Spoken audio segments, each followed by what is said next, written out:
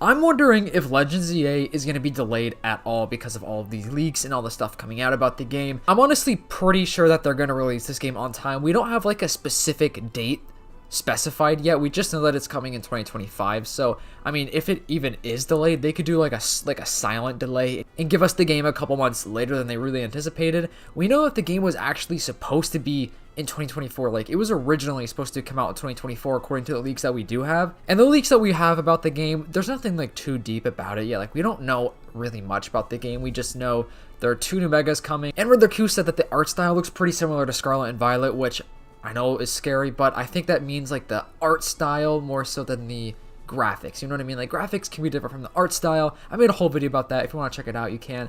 And if you guys don't mind supporting the channel by leaving a like on this video and subscribing and commenting down below, it really goes a long way, and I appreciate any support.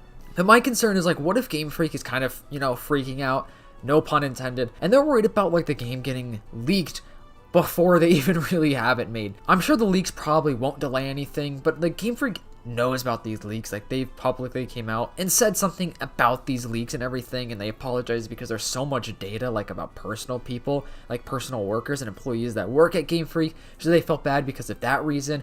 And you know, obviously Game Freak, they are not happy, you know what I mean? Like, so much stuff has come out from this leak, the Terra leak.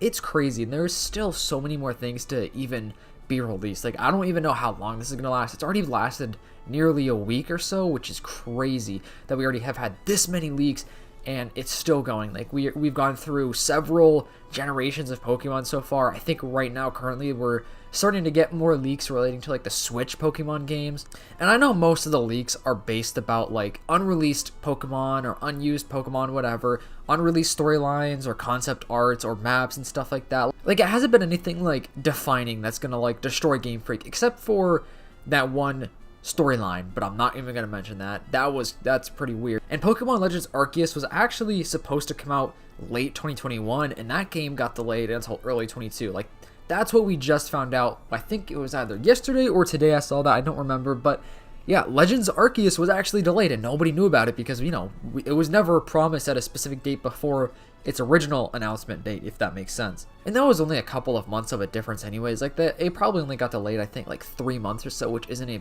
big deal. But I think because Legends ZA has already been delayed from 2024 to 2025, which of course we didn't know about the existence of the game until 2024, early 2024 that is, and they even said that it's going to be 2025. So like, they really knew ahead of time, like far ahead of time, that this game is not ready for 2024, which is a good thing. And I really think the main reason that they delayed it by like probably about a year is because of the Scarlet and Violet reviews and everything. Because as you know, Scarlet and Violet, they did not really hit the audience with the best reviews, with the graphics and lag.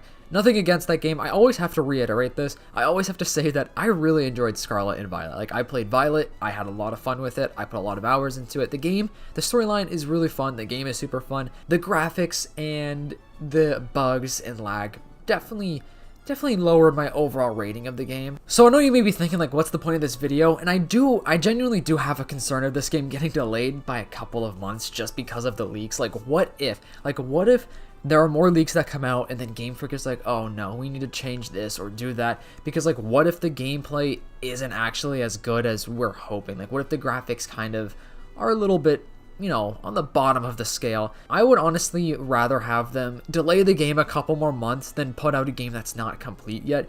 But like I said before, I really don't think that they're going to delay it again, just because they already did, and there's like a whole 2-year gap of a brand new Pokemon game.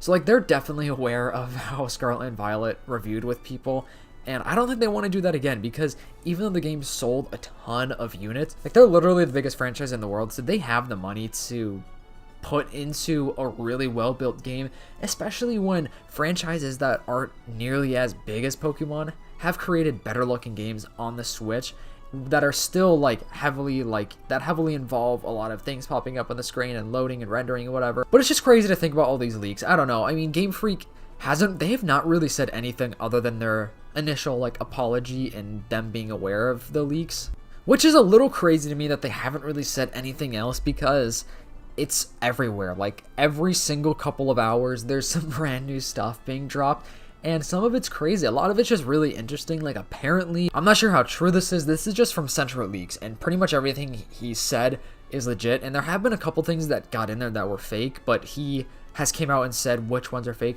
Most of the fake ones were just like fake Pokemon, like fake unreleased Pokemon that weren't actually like in the files or something. I don't even know how those got mixed in, but most of the stuff is legit.